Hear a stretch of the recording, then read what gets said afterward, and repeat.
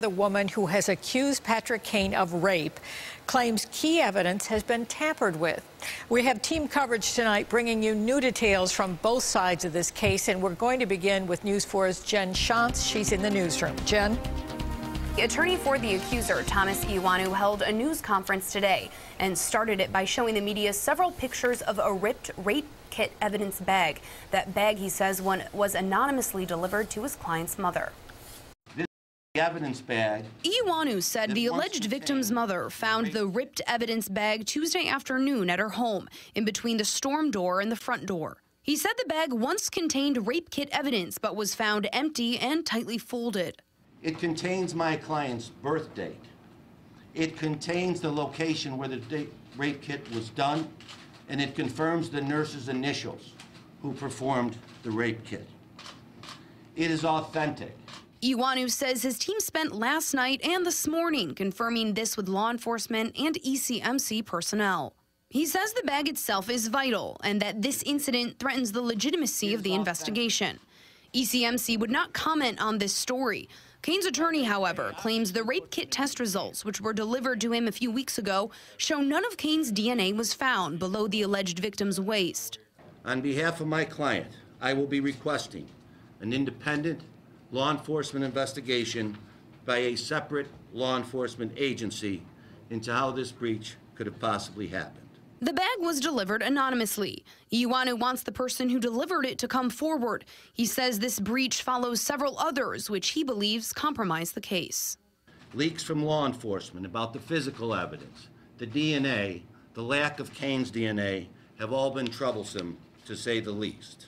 The consequence of all of this has been to discredit my client in the public. Now, we received a statement from John Glascott, the commissioner of the Erie County Police Services. That agency handles rape kit evidence. He said all evidence related to this case was given to the Erie County Central Police Services by the town of Hamburg Police Department and is accounted for and remains in its original packaging. Hamburg police, who are investigating the alleged rape, say all evidence related to this investigation was handled appropriately. Coming up tonight on News 4 at 6, Iwanu talks victim bashing and how it's impacted his client and this case. Reporting live in the newsroom, Jen Shantz, News 4 at 5. Now, Patrick Kane's attorney is firing back. He says the evidence has not been compromised. News 4's Dave Graber continues our team coverage now. Dave? And Jackie Cambria pushed back on those claims today, saying it would actually be his client who would be harmed. That's because Cambria says Kane's DNA did not show up on any test from the victim below the waist, as he put it. Now, Cambria says DNA evidence taken from the victim returned a mixture of multiple males, none of whom were Kane. Cambria also questioned the motivation by attorney Tom Iwanu, saying there were no facts provided during today's press conference that show the bag contained evidence related to the case. He says if there was a compromise, Cambria said it would hurt Kane because the defense is typically given an opportunity to conduct their own independent tests on DNA evidence. This seems like an extremely unusual claim. I haven't heard any facts that support it. And the question I have is whether or not it's a fabricated red herring for someone who's displeased with the science. Now, Cambria says charges could result if the claim by Iwanu turns out to be false.